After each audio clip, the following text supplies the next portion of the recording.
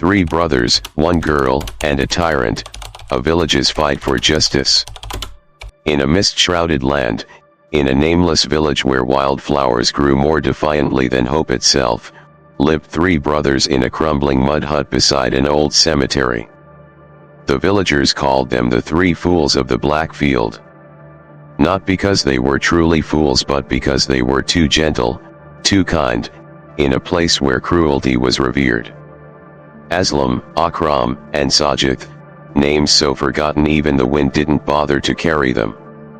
They were the sons of a man who had died when war retreated into memory, and of a mother whose sickness had hollowed out nearly all signs of life. They had no land, no fields, and no one to love them, except each other.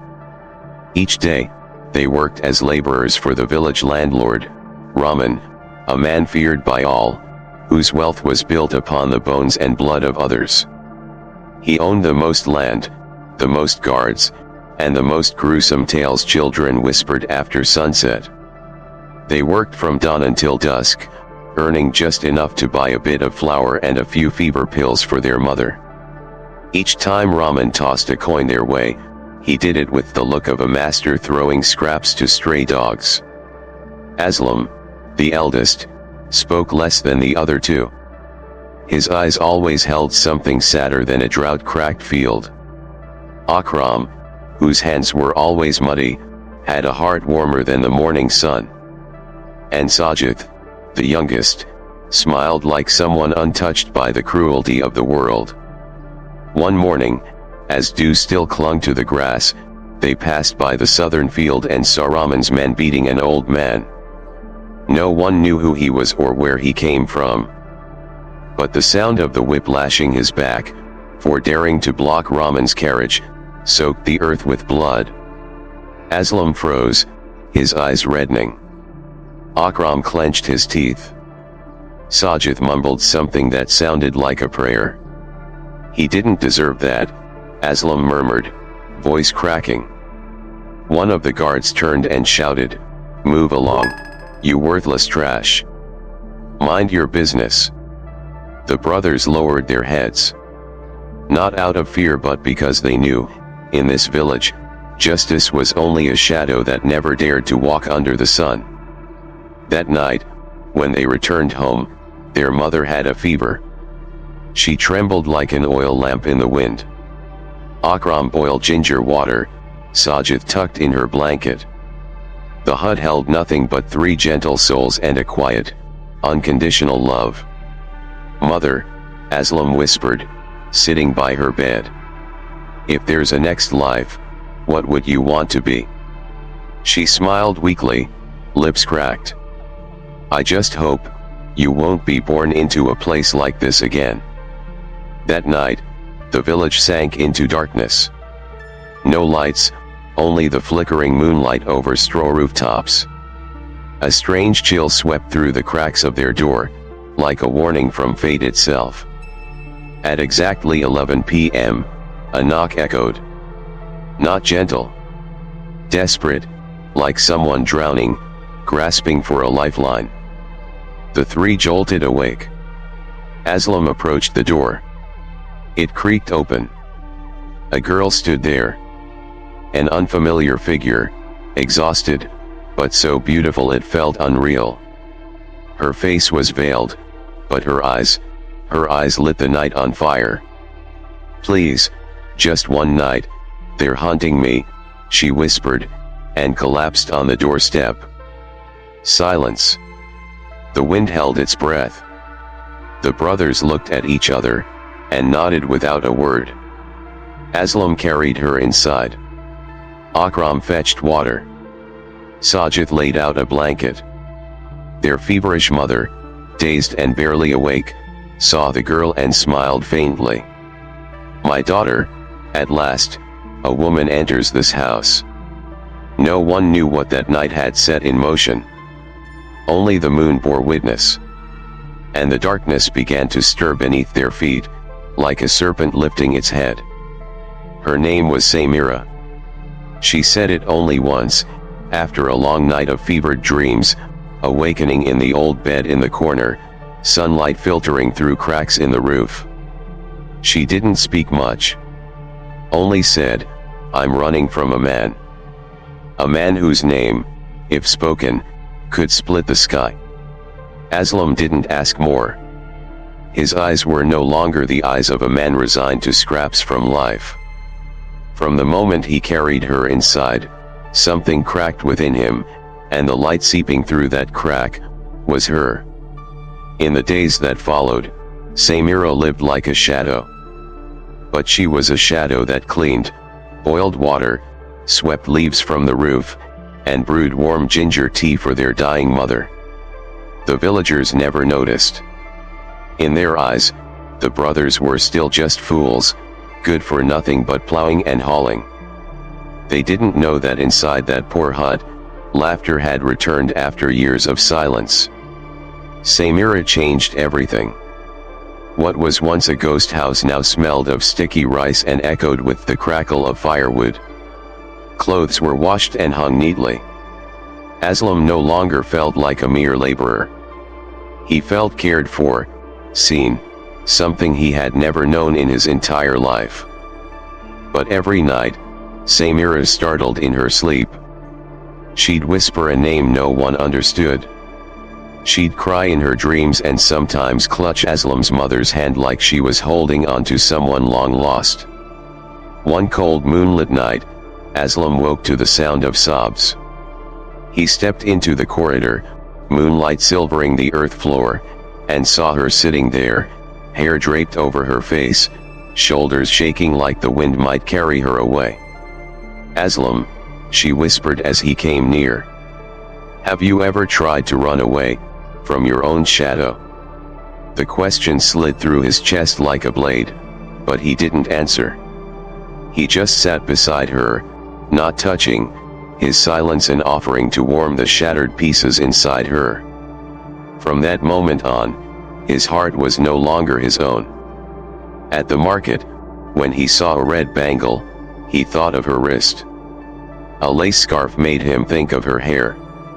And when someone laughed and said, "Who are you buying that for? Your house doesn't have any girls," his chest ached. He didn't buy it. He didn't want people casting suspicion on her. Samira never knew. She only knew that whenever she was tired, Aslam brought her water. When she needed thread, he ran to get it. He didn't say much, but his eyes spoke 1,000 words. One evening, as the brothers returned home, their mother cried out in panic, "Someone came, they took her." The three ran through the village. No one had seen anything. No one knew a girl had ever lived in that house. Samira was gone, like a gust of wind. A beautiful dream thrown back into the dark by fate. If you're still watching this video and wish to pray for Samira's safety, please comment the number 6 below to let me know you're here. And if you haven't subscribed yet, I encourage you to do so and turn on the bell. Your support helps us keep creating meaningful stories to inform and inspire. 3 days later, terrible news spread like wildfire. Rahman, the richest, cruelest man in the land, was getting married for the 5th time. No one knew who the bride was. All they knew was that Rahman had ordered the whole village to attend. And poor men like Aslam, Akram, and Sajid dared not refuse, for refusal was rebellion. Attending the wedding was the price of staying alive.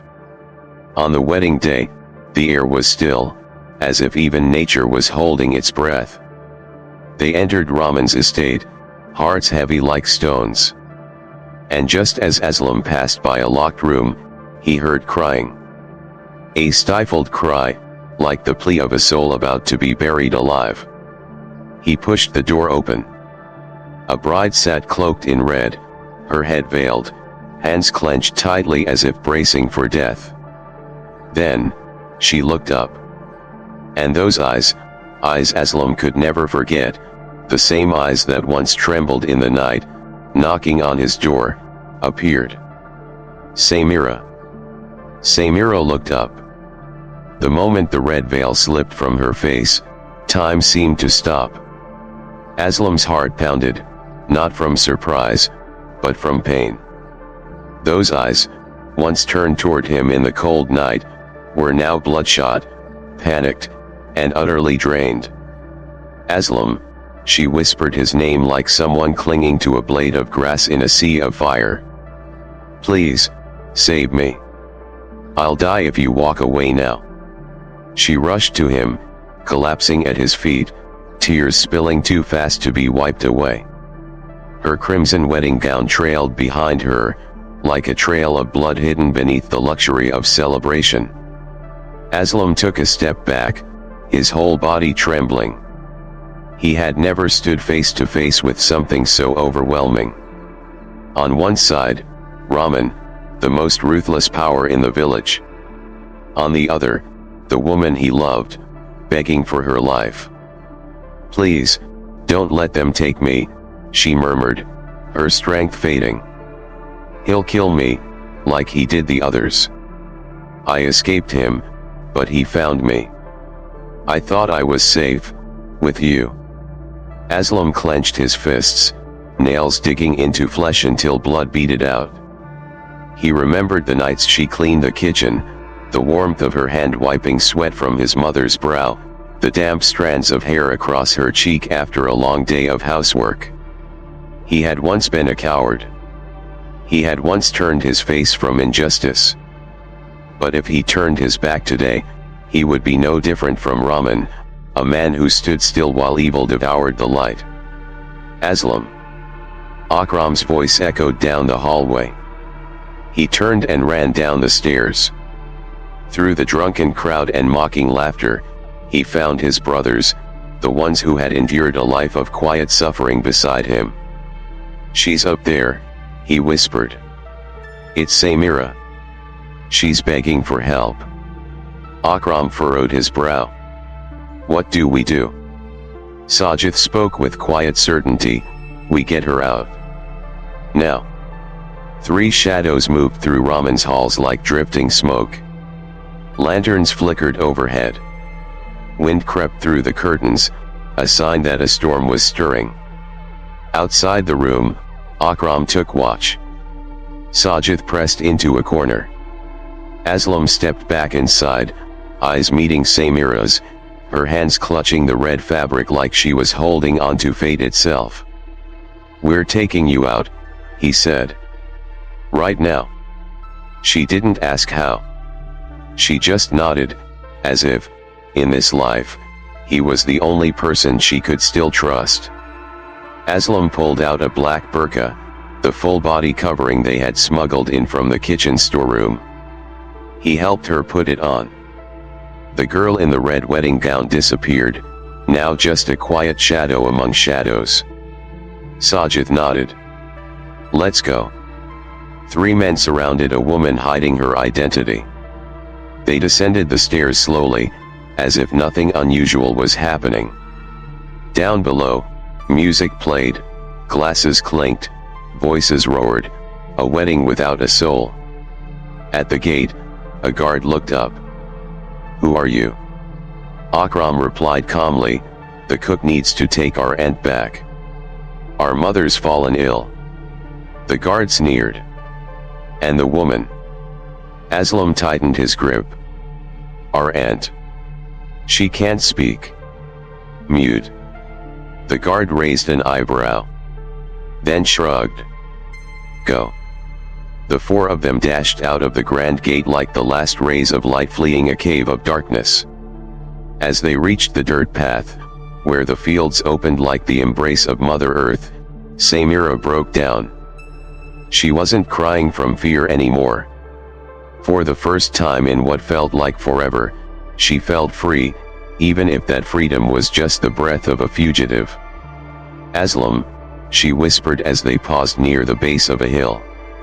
Do you know why I ran to your house that night? He looked at her. Because of your eyes, that day, when Raman's men beat the old man. You didn't say anything. But I saw the fury in your eyes. A fire I've never seen in anyone else in that village. Aslam remained silent. I believed in that fire. I believed you wouldn't turn away. The moon shone over the barren land. In the distance, dogs barked from the estate, a sign Rahman had discovered his bride was gone. We need to leave before dawn, Akram warned. Or else dash. I'll marry her, Aslam interrupted. Right now. That night, the sky stretched like a giant morning veil. The moon glowed bright, but cold, as if a divine eye watched in silence to see whether humans would save themselves or fall deeper into karma. Samira sat quietly beside a large stone at the far end of the field. The black burqa wrapped her like a moving grave. But inside, she was burning.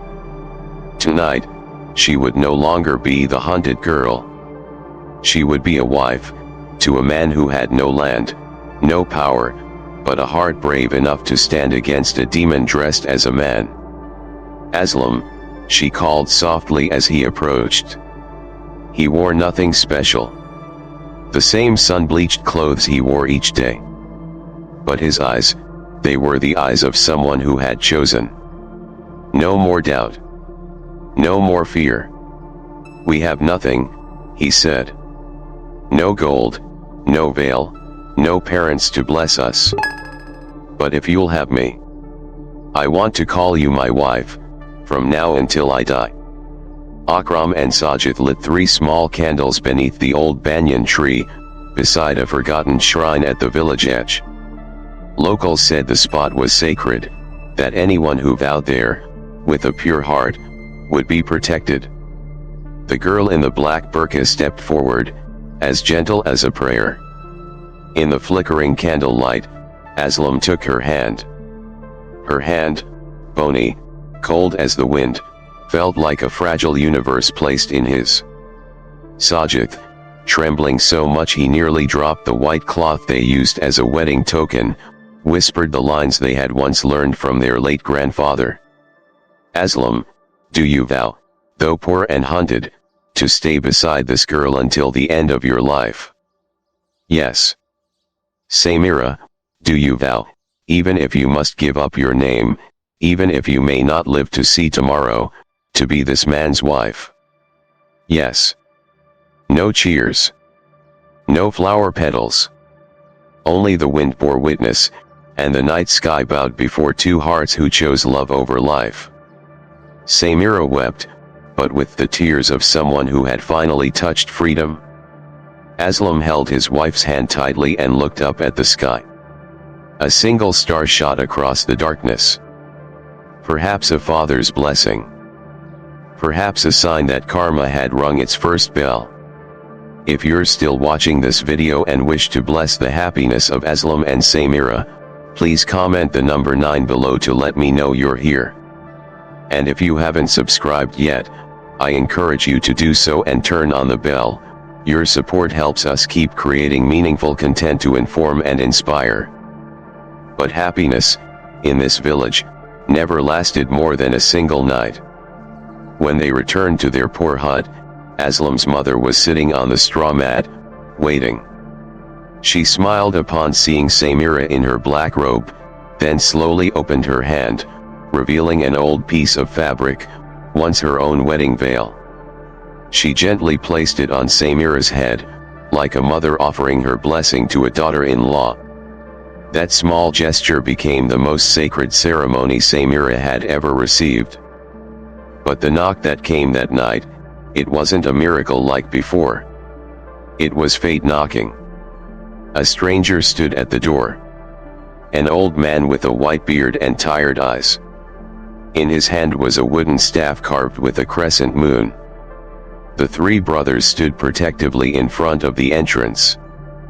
But when Samira stepped forward and whispered, "Abba," the air turned to ice. That old man was her father. The man she thought had perished. The one she left behind while fleeing the hell that was Rahman. Father and daughter embraced, as if releasing a lifetime of pain. Through tears and the scent of farmland, he told his story. Rahman had targeted his daughter since she was young. He used threats, bribes, even violence to force her into marriage. But the old man never yielded. "A father may die," he said, "but he cannot let his daughter become a prisoner of evil." He had been the one who helped her escape that first night. And he had watched from a distance, every day she hid in this house, just to make sure she was safe. "Now," he said, "you must go." Silence fell over the room. Aslam gripped his wife's hand. Akram and Sajid exchanged glances. Their mother bowed her head. Samira's voice broke. "I don't want to leave. This is my home now. Everyone I love is here." "But you can't stay," the old man said. "Not unless you want you and your husband to be killed." They sat together in the mud-walled hut, the wind whispering through the cracks like the voices of ancestors. In the flickering lamplight, their faces seemed different, no longer simple peasants, but souls standing at the crossroads of destiny. To flee, or to fight? It was no longer a simple choice. Aslam had never been brave. He had bowed to injustice, stayed silent as the weak were crushed. He'd spent his life believing his fate was to endure, like a buffalo plowing the fields, dying nameless beneath the sun. But tonight, the woman he loved had worn a wedding dress, had knelt before him and called him husband. And in her vulnerability, he saw his true reflection, a man who was also weak, but for the first time dared to reach into the fire, to protect what he believed was right. "We'll go," Samira whispered, her voice hoarse. "No," Aslam replied. "None of us should have to run from our own home. We've endured all our lives. It's time we lift our heads." Akram frowned. "You say that, but do you know who Rahman is? He has eyes everywhere. Even the village police are in his pocket." Sajid finally spoke, slowly, but firmly, "But if we keep running, we'll always be people with no land to stand on." The old man, Samira's father, nodded. "There's a place," he said, "in the next village, 3 miles through the forest. There's a small police post. The chief officer there is a good man. He was my student, long ago. If you're brave enough, go to him. Tell him everything." The air in the hut thickened. Aslam looked at his wife. She said nothing, but gripped his hand tightly, like a silent plea. He nodded. "We'll go." Before dawn, they departed under cover of darkness. The cold wind cut their faces like knives. The forest soil was damp, thorny. Each step was a silent vow. Whenever Samira stumbled, Aslam lifted her, his eyes lighting the path for them all. No one complained. No one looked back. They knew, if they turned around, none of them would survive. By the time they reached the next village, morning had broken. Mist blanketed the thatched roofs and soaked the slender beetle trees. They found the small police post at the edge of town, with a torn flag fluttering as if ready to fall. The station chief, his name was Imran, greeted them with cautious eyes. "Who are you?" he asked. Aslam stepped forward. His voice no longer shook. "I'm a man who just got married. And my wife was about to be forced into marriage, with a demon." Imran listened, head tilted slightly, tapping 2 fingers against the wooden desk. When Rahman's name was spoken, he hesitated. A flicker of doubt crossed his face, then vanished. "I know him," Imran said. "I've heard rumors. But no one's ever dared to come forward." Aslam leaned in. "We're not rumors. We're real. She's the witness. I'm her husband. And if necessary, my entire village will see that I'm no longer the foolish Aslam they used to mock." Samira pulled out her wedding cloth, opened her sleeve. Beneath it, a dark bruise. Proof of captivity. Imran stared at them for a long time. Then stood up. Let's go. Less than 2 hours later, a team of officers left the outpost, guided by Samira's father, toward Rahman's village. No one could believe it. A simple complaint from a laborer was shaking the pillars of power. Aslam sat in the back of the old jeep, holding his wife's hand. He didn't know what would happen next. But for the first time in his life, he felt free. Not because he had escaped the village, but because he had escaped his own cowardice. Rahman's estate sat in the center of the village like a block of stone, weighing on every heart.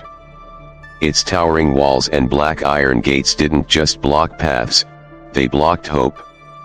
The villagers had grown used to living in fear, like fish beneath frozen water, breathing only in memories of freedom. That morning, when the police jeeps arrived at the gates, people thought they were dreaming. A district outpost had never dared to step foot here. Yet now, under the broad daylight, came Officer Imran, known for never bending to money or power. Is this Rahman's residence? Imran asked, voice sharp as a whetted blade. The gatekeeper turned pale, unable to speak. The gates creaked open. From within, Rahman emerged, still regal, as always. Black robe, velvet turban, a carved dragon staff in his hand, the symbol of his dominion. What's going on? He asked, voice low and hissing like a serpent. Aslam stepped out of the jeep. For the first time in his life, he stood eye to eye with the man who had made the entire village bow their heads. We're here to speak the truth, Aslam said, his gaze locked on Rahman. And to take back the freedom of the woman you tried to force into marriage, the one you hunted like an animal. Rahman scoffed. A laborer like you dares speak to me? Filthy insect. Imran raised a hand. Watch your words, Mr. Rahman. From now on, anything you say may be used as evidence. The tension stretched thin like a drawn wire. Rahman narrowed his eyes at the officer. What now? Do you have a search warrant? Any witnesses? Samira stepped forward, still wearing her black burqa.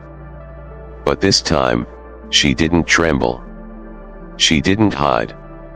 She lifted her head, her eyes sharp as blades, free from shadows. I'm the witness. I'm the one you abducted. The one you tried to imprison and force into marriage against my will. A murmur rippled through the villagers who had gathered. Those who once called the brothers fools now pressed against the walls, silent, breathless. Rahman growled. This woman is insane. She came begging for marriage. I pitied her. Samira removed her scarf, revealing bruises on her wrists. Is this your pity? I had to run away, live like a ghost, just so I wouldn't become your property. Imran signaled to his team. Search the main house and rear rooms. We've received reports of illegally detained women. Rahman shouted, what are you doing? No one has the right to enter my house. This is an emergency inspection, Imran replied. You have the right to remain silent. Any resistance will be treated as obstruction of justice. Suddenly, a guard ran out from the rear. Sir. There are girls, locked up. Thunder cracked inside every person's chest. Imran and his men stormed the house. Within 15 minutes, they found 3 locked rooms. Inside were thin, frightened girls, some too weak to speak. Several confirmed they were lured in with work offers, then imprisoned, cut off from their families. No one spoke after that. No one could deny the truth anymore. Rahman thrashed and screamed. "You're all lying. I'll sue. I have money. I have people." Imran didn't flinch. He calmly took out a pair of handcuffs. "Mr. Rahman, you are under arrest for unlawful detention, forced marriage, and abuse of power. All evidence will be submitted to the court." The sound of metal clicked through the air like a judgment bell. The villagers were frozen in place. No one clapped. But something deep inside them began to crack. The ice of fear had started to melt. Aslam turned to face the villagers standing near the gate. He didn't hate them. He understood them, because he had been one of them. But today, they would see. Light doesn't come from the powerful. It comes from the weakest ones, when they finally say, "Enough." After Rahman was taken away in handcuffs, the village fell into silence. No more sounds of whips cracking against skin. No more doors slamming shut when hooves echoed at night. No more people daring to shout his name with pride. Only the wind still blew, but now, it carried the scent of new soil, the smell of something about to grow. Rumors spread quickly. One whispered, "Those 3 fools sent the landlord to prison." Another gasped, "That girl Samira, she stood before the law, before the whole village, like a goddess." But there was one truth no one said aloud, though everyone felt it. From that day on, the way people looked at the 3 brothers had changed forever. The old mud hut, once called the rat's nest by the graveyard, suddenly became the most visited place in the village. Not for blessings. Not for charity. They came to say sorry. Parveen, the woman who once called Aslam worthless to his face, brought his mother a basket of warm milk and whispered, "I used to think your sons should never have been born. Now I think, if this village had 3 more like them, we'd never have let a demon rule us." Bhatti, the man who once stole Sajid's corn and never paid, scratched his head, embarrassed, and shoved a bundle of fine cloth into Sajid's hands. "I can't sew, but I hear your wife's good at it. Consider it an apology." Samira didn't say much. She remained the same, quiet, diligent, her eyes bright but not burning. She cared for her mother-in-law like her own mother. Washed clothes, cooked meals, and taught Sajid how to read. Akram still worked the fields, but now, villagers joined him. They no longer dumped the heavy labor on him alone. Aslam was the same, quiet, but there was a new light in his eyes. The light of a man who had once died in cowardice, and now lived in dignity.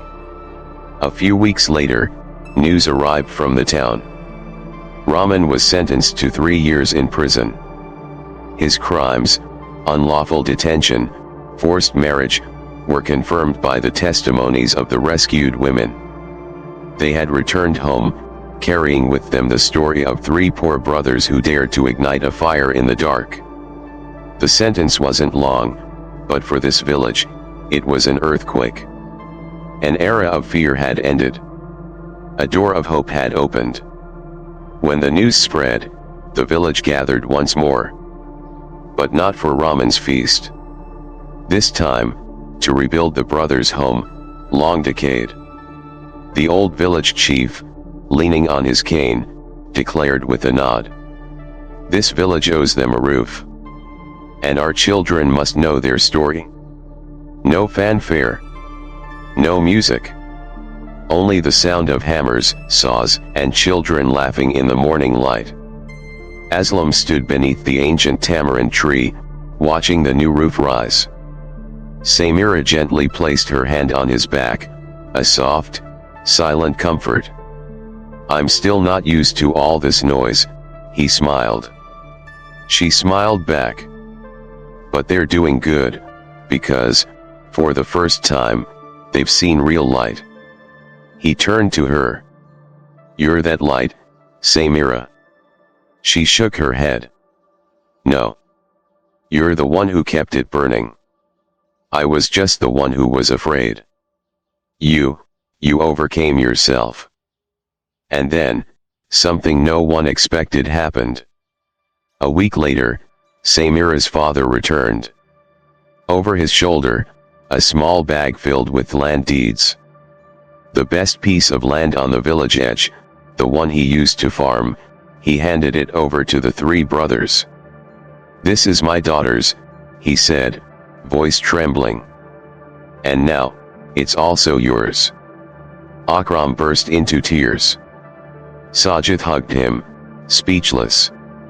Aslam bowed his head, and for the first time in his life, he felt his hands touch something he had never believed he'd hold. Dignity. The first monsoon rain returned in silence. Not the kind that lashes down like the wrath of heaven, but a soft rain, like the earth's breath after a long fever. The wind carried the scent of wet mud, the musty sweetness of old straw, and something unfamiliar, the scent of hope sprouting from the deepest cracks in the human heart. The land Samira's father left them lay at the edge of the village, a place once avoided, whispered to still bear Rahman's curse. But now, it had become a new symbol. Not of death, but of life. Aslam, Akram, and Sajid built a temporary hut beside the field. They decided, no selling, no renting, no borrowing. They would plant. Each sprout. Each seed. Each dream. "What should we start with?" Sajid asked, a handful of seeds in his palm. Aslam looked across the field. "Rice." Samira smiled. "And a row of flowers along the edge. So when harvest comes, Mother can sit and read her prayers in the scent of wild herbs." The first days of planting were all aching backs, blistered palms, and mud up to the knees. But never had their lives felt more purposeful. When your feet are caked in mud, your soul feels clean. When your sweat soaks the soil, your heart becomes steady. And every drop of water poured onto the plants feels like watering your own past, to forgive, to accept, to move forward. Villagers came quietly to help. At first, just a few sacks of fertilizer, a couple of trips carrying water. But slowly, one by one, people brought what they had: an old hoe, a basket of seeds, green rice seedlings, or just a silent smile over the fence. No one needed to say sorry anymore. They were doing what was right, and that was enough.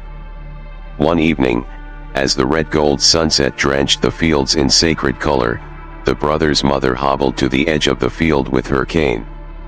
She stood there a long while. Aslam rushed to support her. She said nothing, just gently placed her weathered hand on his head, then turned back. Behind her, the rice sprouts swayed, as if bowing to the mother who had raised 3 sons not with money, but with patience and a love that asked for nothing in return. Samira placed a jar of wildflowers in the corner of the kitchen.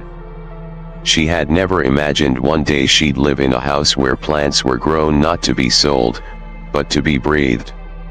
She tied on an apron, learned to bake from her mother-in-law, and read books to Sajid by oil lamp at night. Akram repaired the old well. Aslam built a gourd trellis beside the window, so that each morning, the breeze would carry the scent of flowers, and of home. But life is never all golden light.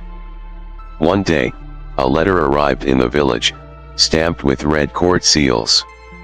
A notice from the district courthouse. Rahman had filed an appeal. He had hired a city lawyer, demanding a retrial, claiming there was no physical evidence for the accusations. He was clawing for survival in the last swamp of his crumbling power. No one said it out loud, but once again, the shadows began to breathe around the village. Aslam held the letter.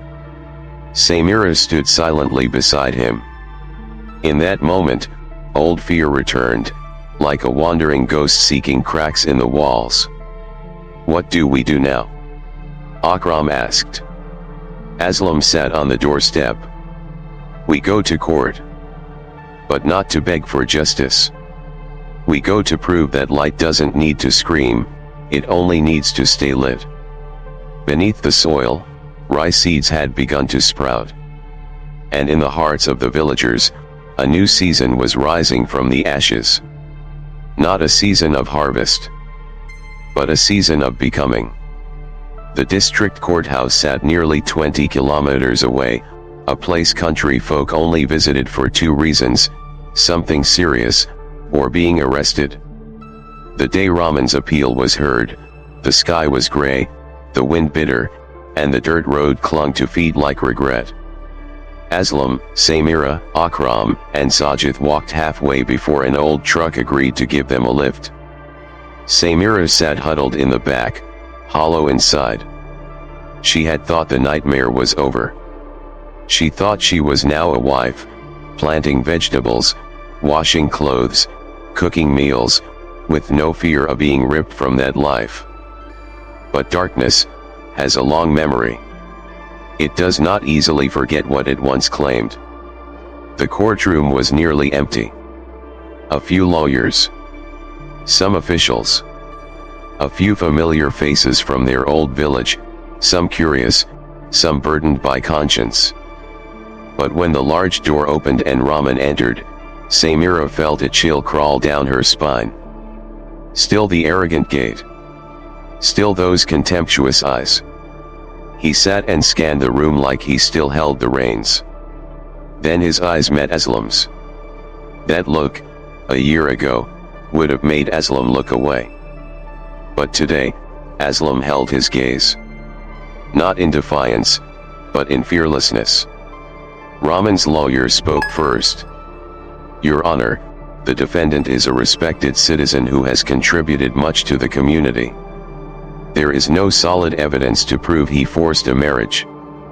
These accusations are unverified, possibly fueled by personal vendettas." Officer Imran, sitting nearby, gripped the armrest of his chair.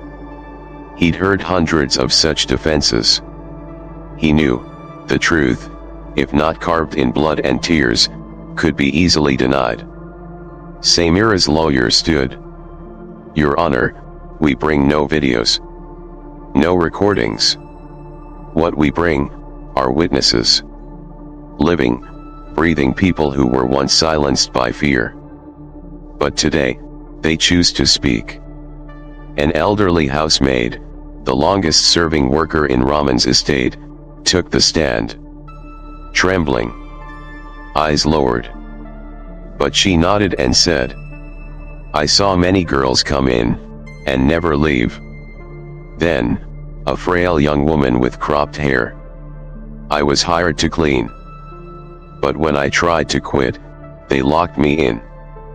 I don't remember how many months. And then, most unexpectedly, a man no one thought would ever show up. Mr. Bhatti, Rahman's neighbor. A rice merchant who had once bowed to him. He stood, looked around, and said, 'I've been silent too long. I knew he forced that girl. I was even invited to the wedding. I saw her tears under the red veil. But I said nothing.' Imran leaned forward. Mr. Bhatti's voice trembled. 'That night, I couldn't sleep. I thought of my daughter. My granddaughter. And I realized, if I stayed silent, I was no different than the man helping him kill.' Samira wept. Not from pain, but because, for the first time, she saw those who once turned away, now daring to return. Not to save her, but to save themselves. From the shame of silence. The courtroom was still. There were no documents. But the testimony was soaked in trembling hands, conscience, and tears. The judge struck the gavel. This court is adjourned for 3 days for further investigation and verification of witness testimony. Final verdict will be delivered after 3 days. Rahman roared. It's all lies. You'll all pay. I have people. No one answered. His arrogance was cracking. Peace. Bye. Peace. On the way home, Samira rested her head on Aslam's shoulder. I thought I was weak, she said softly. But maybe, every word I spoke today was a slap in the face of the past. He held her hand. His hand was cold, but his heart burned like the early sun. Today, you didn't just save yourself. You saved everyone who had once been too afraid to speak. 3 days from now, a verdict would be delivered. But the most valuable truth had already been won. The village no longer feared Rahman. And they no longer feared themselves. If you're still watching this video and want to see justice fulfilled, please comment the number 3 below to let us know you're here. And if you haven't subscribed yet, we invite you to do so and turn on the bell. Your support helps us keep creating powerful stories that inform and inspire. 3 days later, the sky held neither sun nor rain, just a silence suspended between earth and heavens, as if the universe had passed the decision to humankind. Would they choose the light, or bow again to the dark? The district court reopened. Wooden benches creaked. More villagers came than ever before. Some wore their best clothes. Some brought their children, for the first time. No one wanted to miss what they knew would be written into their village's history. Rahman sat in the center. No longer regal. His face had gone pale gray. His eyes flickering with doubt. Unsure of anything. Even himself. His lawyer tried to speak. But every word fell into silence. Because of the witnesses. Because of the community's gaze. Because fear had been broken. No one believed him now. Not even himself. The judge entered. A salt-haired man, expression unreadable. But his voice sliced through the last veil of lies like a blade. After reviewing all files, witness testimonies, and confirmations, this court has reached a verdict. The entire room held its breath. The defendant Rahman is sentenced to 10 years in prison. For unlawful detention, forced marriage, and abuse of social position causing severe harm to the dignity, body, and mind of a citizen. A flash of light crossed Samira's face. All properties illegally acquired through coercion shall be revoked and returned to the community for redistribution under local law. Rahman screamed. No. This can't be. You're all liars. I'm the owner of this village. No one answered. They only watched, in silence. As for the first time, he was the one who bowed his head. After the trial, as the villagers poured from the courthouse, the sun finally broke through the clouds, casting golden light across Samira's hair. A quiet halo no one dared to name. A small girl, the daughter of a poor blacksmith, ran up and grabbed her hand. Miss, were you scared when you spoke in court? Samira knelt and held the tiny hand. I was trembling. But when you tremble and still walk forward, you've already won. That evening, they returned to the village in silence. No cheering. No music. Only elders nodding quietly as Aslam passed. Only the whispers of dried wells murmuring. They've returned, and brought the light with them. The 3 brothers rebuilt the wooden sign at the village gate. Once torn down by Rahman for being backward and ugly. With an old brush, they carefully repainted the name, hands shaking but firm. Gratitude Village. Not out of pride, but so no one would forget. It was the poor, once mocked and ignored, who stood up and changed the fate of this place. Their mother passed away on a fall morning, just 1 week after the verdict. She went peacefully, without pain. Samira placed a newly embroidered handkerchief beside her. Aslam held his mother's hand for a long time. "Mother, you're gone. But I promise, this house, these fields, will always be cherished." She didn't answer, but the faint curl at her lips, as if she'd heard him from within a dream, was enough. The land the old man left was no longer just farmland. Aslam and his brothers opened a small vocational center, teaching farming, sewing, reading, and being human. Samira was the first teacher. She taught young girls how to stitch, how to read, how to tell the truth, and how to hold fire even when their hands shook. The villagers called her the keeper of the season. They called Aslam the man of light, and Akram and Sajid, they just laughed. "We're just rice farmers," they said. "But the seeds we plant now aren't just grain. They're hope." That autumn, the village held its very first festival. No liquor, no loud music. Only baskets of flowers, sweet cakes, and stories shared around fires. About 3 men once called fools, and a girl once hunted like an animal, who stood up and taught the village how to look darkness in the eye. A single flame, if it is not extinguished, can warm an entire land, once forgotten. Thank you for joining us today. We would love to hear your thoughts. Drop a comment below and share one thing this story taught you, and how you'll carry that into your life. Your words matter to us. Reading your reflections brings us strength and inspiration. If this story touched your heart, please like, subscribe, and share. Your support helps us continue crafting stories that uplift, inspire, and heal. Thank you for watching, and we'll see you in the next video.